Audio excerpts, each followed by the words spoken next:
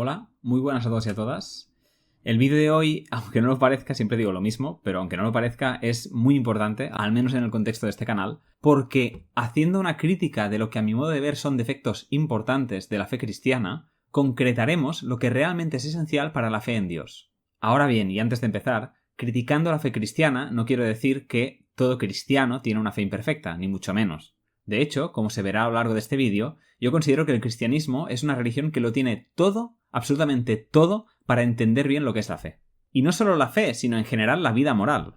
Ahora bien, el cristianismo arrastra una serie de cosas que dificultan vivir de forma coherente en la fe.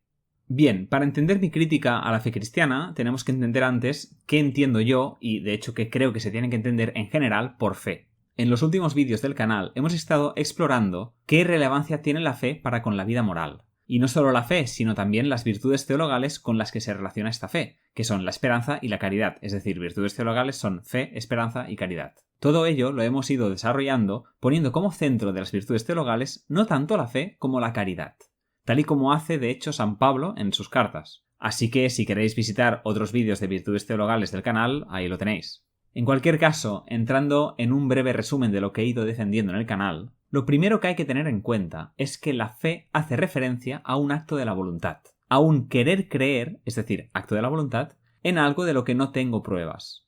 Casi desde el principio del canal defendimos aquí que la real fe, la única fe posible, es, aunque suene muy secular, la fe en que somos realmente libres y que por lo tanto tenemos un deber y una responsabilidad con los demás. De ahí, de esta libertad, de esa responsabilidad, que tenga sentido hablar de culpabilidad y que tenga sentido la culpabilidad humana. No obstante, esta libertad, como he ido desarrollando en este último año del canal, solo puede tener que ver con Dios. Y concretamente con Dios entendido como amor, es decir, la tesis cristiana. Intentamos mostrar, de hecho, que Dios es amor y que la fe, al final, la podríamos definir como la fe en querer creer que el amor es posible, que el amor está en el corazón de todo ser humano, y que es por ello que todos somos hijos de Dios. Es esa la razón. Y con este amor que nos vivifica, la libertad es posible. Es lo que hace posible la libertad, el amor. Así, la fe es la fe en que el ser humano tiene dentro suyo el amor infinito de Dios, el amor que proviene de la fuente infinita que es Dios. El amor que nos permite, en definitiva, ser libres. Y no entendemos, evidentemente, la libertad en un sentido liberal y simplemente de seguir placeres. Eso no es la idea. Y bueno, no lo voy a desarrollar aquí porque si no estaríamos 2 horas de vídeo para explicar lo que ya hemos explicado. El caso es que esta fe orienta nuestra vida. De hecho, las virtudes teologales son la orientación, son la actitud vital para con una vida moral. La fe determina nuestra vida y nos impulsa a querer vivir en el amor, cosa que requiere en realidad de la renuncia del egoísmo. Aunque mucha gente, incluso diría que la mayoría, completamente equivocada, entienda el amor como egoísmo. Es indisociable de la esperanza porque la esperanza es una esperanza hacia el bien, no hacia el placer o cualquier ganancia terrenal mía individual o es igual del colectivo. No, no es hacia eso la esperanza, sino esperanza de que el bien, que es la libertad y el amor, puedan surgir en las personas. Solo puedo tener la esperanza de que la otra persona quiera amar si tengo fe en que el amor existe. Y tengo fe de que este amor está, aunque sea potencialmente o en menor grado, dentro de toda persona. Y así no hay fe sin esperanza ni esperanza sin fe. Y al mismo tiempo tampoco hay caridad sin fe, porque la caridad es el amor al prójimo, el amor puro, el amor no egoísta, el amor que proviene de la fuente infinita de Dios. De este modo, yo no soy capaz realmente de amar desinteresadamente si no quiero creer en que el amor existe y en que puedo vivir en ese amor. Vivir en el amor implica la convicción de que ese amor puede realizarse. Vivir en el amor necesita de la fe en el amor. En resumen, lo que defendimos, y en bastante consonancia con la filosofía cristiana, es que las virtudes teologales sintetizan la actitud moral ante el mundo y la vida, la voluntad de querer vivir en el bien. Y como son virtudes teologales y no morales, bueno, esto es una cuestión de ética, pero lo menciono porque es importante, como son teologales, decía, no son disposiciones de nuestro carácter que simplemente se eduquen mediante costumbres. Esta es justamente la distinción que hizo el cristianismo ante las éticas paganas, que solo hablaban de virtudes morales que se trabajan mediante el hábito, mediante la práctica. La idea es que las virtudes teologales no pueden estar en nuestro carácter solo mediante nuestro hábito, y que por tanto se necesita algo diferente del hábito. ¿Y por qué? Pues porque en realidad las virtudes teologales son un acto de conciencia, y la costumbre y el hábito te llevan a lo contrario prácticamente, a vivir en la inercia, a vivir casi inconscientemente. La fe, la esperanza y el amor se mantienen diariamente por un acto de la voluntad, un acto consciente que hay que revitalizarlo constantemente. Lo contrario, como decía, es inercia, y es actuar sin esa entereza que nos da la conciencia de la fe. Así pues, la fe, la esperanza y el amor requieren de nuestra voluntad, de ese acto casi mágico de querer vivir en Dios, de ese acto que es la libertad y la renuncia de nuestros intereses para con un bien mayor que es el bien en sí, que es Dios, si queréis, el amor. Con esto, aunque parezca mentira, tenemos que el bien moral no se realiza mediante las costumbres. Se realiza en cada conciencia, individualmente, internamente, mediante la intención de querer el bien. Otra cosa, y también importante, es que el bien externo, no el moral, sino el que combate el dolor del mundo efectivamente, en la materia, sí que puede realizarse mediante costumbres. Yo creo que está claro que efectivamente de costumbres respetuosas hacia las personas generamos un mundo mejor, generamos un mundo con menos dolor y más deseable. Pero eso no implica, volviendo a lo del bien moral, que el que actúe realmente por convicción y por fe. Puede estar actuando simplemente por costumbre. Para acabar la introducción, una última aclaración que me parece importante para entender la crítica que quiero hacer al cristianismo consiste en que la actitud moral de las virtudes teologales consiste, en otras palabras, simple y llanamente, en poner el bien, Dios, el amor, como fin supremo, como bien supremo. El bien, si realmente es el bien supremo, se hace por él mismo, no por otra cosa, sino por el bien mismo. Si yo lo hiciera por otra cosa, para conseguir otra cosa que no el bien mismo, yo estaría subordinando el bien supremo a otra cosa, y por lo tanto, para mí no sería el bien supremo. Pues bien, una vez aclarado esto, que sé que es denso, ya que si nunca se ha pensado demasiado profundamente en ello puede abrumar, vamos a analizar los dos puntos principales que, a mi modo de ver, hacen de la fe cristiana, generalizando, una fe imperfecta.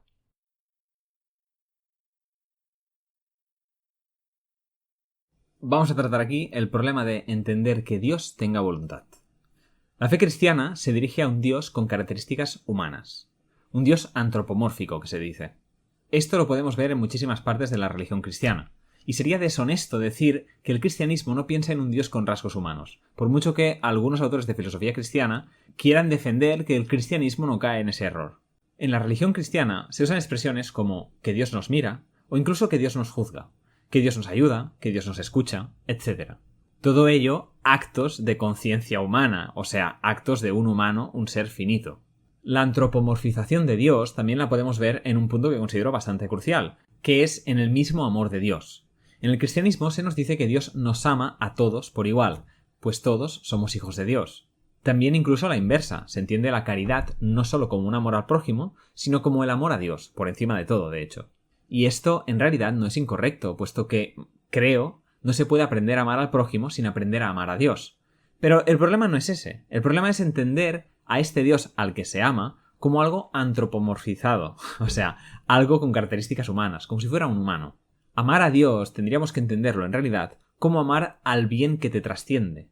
Es querer hacer el bien por encima de todas las cosas y amar el bien por encima de todas las cosas. Así, amar al prójimo, cuando ponemos a Dios por encima de todo, es amar el bien de esa persona, pero entendiendo ese bien como su capacidad de amar, su capacidad de ser un ser moral y libre. Amar a Dios tendría que entenderse, pues, como querer el bien, querer el amor. En cualquier caso, sea que entendemos a Dios como que nos juzga, como que nos mira, como que nos ama, cualquier cosa de estas que ponga características humanas a ese Dios no tiene ningún sentido filosófico, pues estaríamos dando características finitas a un ser infinito, al ser infinito. Sería en realidad como negar a Dios. Y yendo ahora al punto principal de esta parte del vídeo, considero que el problema clave en relación con la fe es entender que Dios tiene voluntad. Y la voluntad, claro está, es una facultad, una característica humana. Esta voluntad muy a menudo se entiende en relación con su omnipotencia, con la omnipotencia de Dios. Dios puede hacer lo que quiera, incluso crear el mundo de la nada.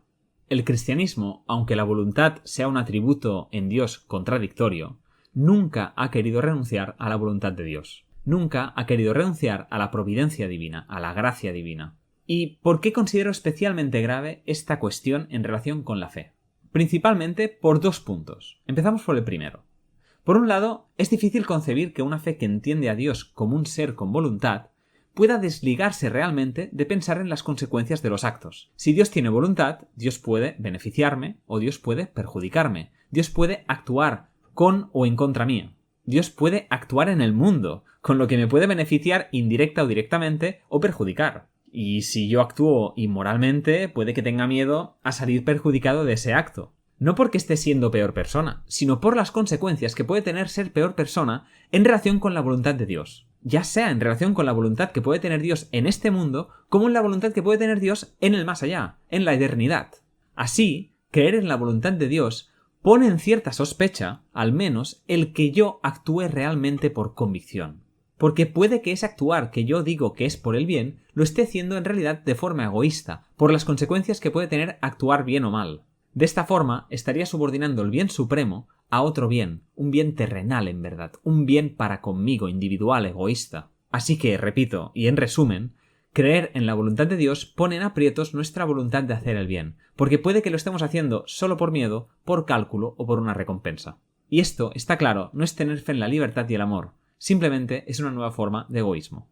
El otro punto importante para considerar la atribución de voluntad a Dios como un error fundamental en relación con la fe es que un Dios con voluntad es un Dios externo a nosotros, externo a la conciencia. La voluntad de Dios la puede ejecutar Él mismo, con lo que no es necesaria nuestra acción para realizar el bien. Así, el Espíritu Santo, que de alguna forma lo podemos entender como la voluntad de Dios en nosotros, que nosotros tenemos que realizar mediante la libertad, como decía, el Espíritu Santo no sería ni necesario, porque la voluntad de Dios, en tanto que existe, en tanto que es omnipotente, puede hacer lo que al ser humano se le ha encomendado, su deber.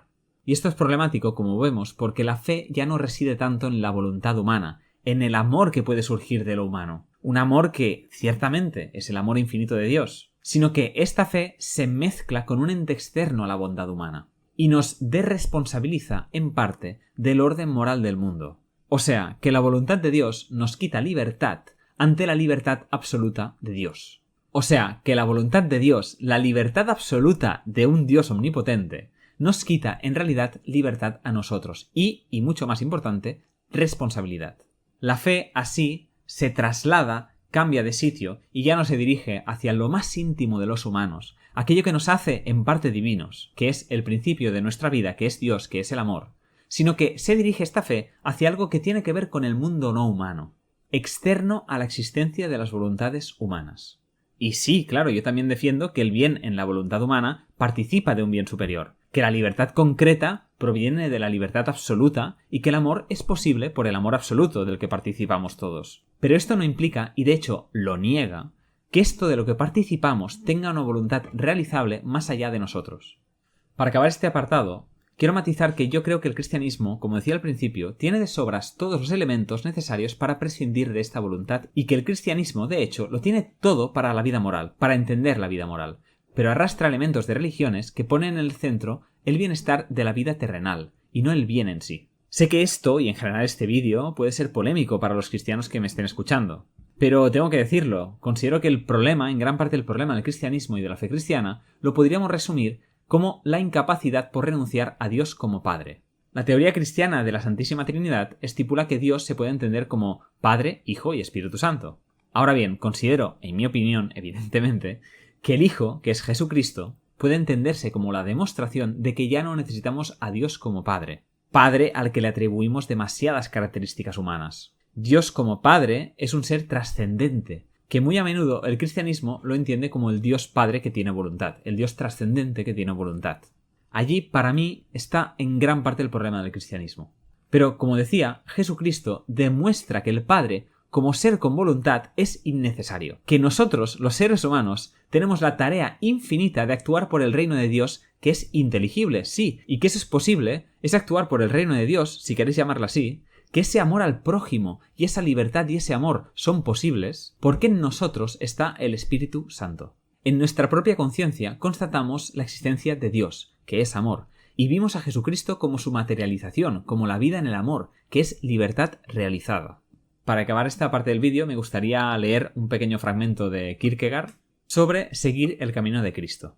Dice así: seguir significa, por tanto, recorrer el mismo camino que recorrió aquel a quien se sigue. Significa también que éste no nos precede visiblemente. Y por eso fue necesario que Cristo se marchara, que muriera, para que pudiera ponerse de manifiesto si el discípulo le seguiría.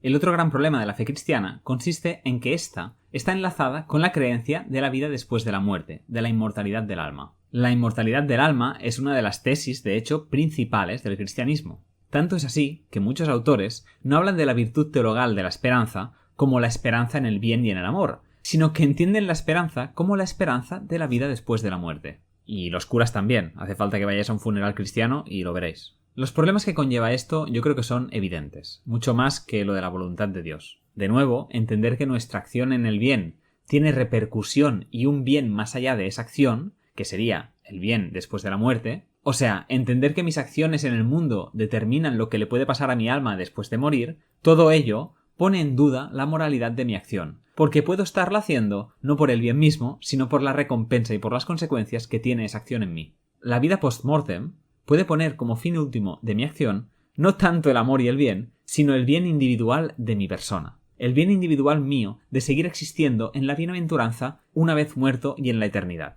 Actuar esperando eso no es actuar en la fe ni es fe. Es, de nuevo, un simple egoísmo. O si queréis, en términos cristianos, es amor propio. Pero del amor propio demoníaco, del que es incapaz de renunciar a sí mismo por el bien. Si el bien y el amor de Dios son el bien supremo, tenemos que estar dispuestos a sacrificarlo todo por ello. Y en este todo se incluye la propia vida y la propia trascendencia. Lo contrario es egoísmo o, si se quiere, falta de voluntad o falta de fe. Actuar en la fe implica que no hay cálculos retributivos de mi acción, que no hay un cálculo de las consecuencias hacia mi persona y mi bienestar. Porque actuar en la fe es actuar realmente con la convicción de que el bien supremo existe y que, por lo tanto, actuar en él es el último y único fin posible. Así, actuar con la esperanza y con la necesidad de la vida después de la muerte es actuar con falta de fe, con la falta de fe de que esos actos sean buenos en sí mismos. Cuando se tiene fe, actuar en el bien, los actos de actuar en el bien dan sentido a la vida misma. Y solo esos actos dan sentido a la vida. Y por ello, actuar pensando en la bienaventuranza futura no es más que otra forma de egoísmo incapaz de ver el bien en la acción misma. Además, como pasaba con el anterior problema, filosóficamente no tiene sentido que la conciencia individual se mantenga después de la muerte. No niego en absoluto que algo, llámesele alma, llámesele como quiera, permanezca. Pero la conciencia individual y nuestra identidad nace de la interacción con lo sensible, nace de la individualidad. Individualidad que es carnal, tiene carne. Y más allá de ello, no tiene sentido hablar de conciencia ni de autoconciencia. Pues bien, todo esto nos lleva a la conclusión final y crucial de este vídeo. No entender la fe nos lleva a meter dentro de la fe cualquier cosa. Y la fe puede acabar siendo una cosa tan absurda, tan ridícula, como pensar que Dios puede curar el cáncer. No entender la fe, no ser lo suficientemente honestos y serios con lo que implica la fe y vivir en la fe, nos lleva al egoísmo, porque nos lleva a vivir sin fe. Sin entenderlo, si no lo entiendo bien, si no soy suficientemente honesto, la fe y la esperanza acabarán refiriendo a cosas que me benefician a mí, y por eso las mantendré. De esta forma, estaría llamando fe a un conjunto de creencias que me interesan a mí en el mal sentido, en el sentido egoísta. Si se hace una fundamentación más o menos, tampoco demasiado, rigurosa respecto a lo que la fe se puede referir, veremos que la fe solo puede ser en Dios, y que Dios no puede ser ese ser personal, voluntarioso y externo a nuestra conciencia. Nuestra conciencia es, efectivamente, la manifestación concreta de Dios, siendo Dios Padre, si se quiere, si queremos aceptar a Dios como Padre también, el absoluto en sí. Pero no un ser con voluntad, no un Señor con voluntad, sino el amor en sí, el bien en sí, la vida en sí, la vida de la que toda vida concreta brota. Y lo mismo con el amor en sí que sería la fuente eterna de amor del que todo amor brota. Es aquello que une a todos los seres que participamos de la vida. Y nos une en la conciencia. Conciencia que es una conciencia de libertad gracias a este amor que nos da vida. Bueno, hasta aquí el vídeo y nos vemos.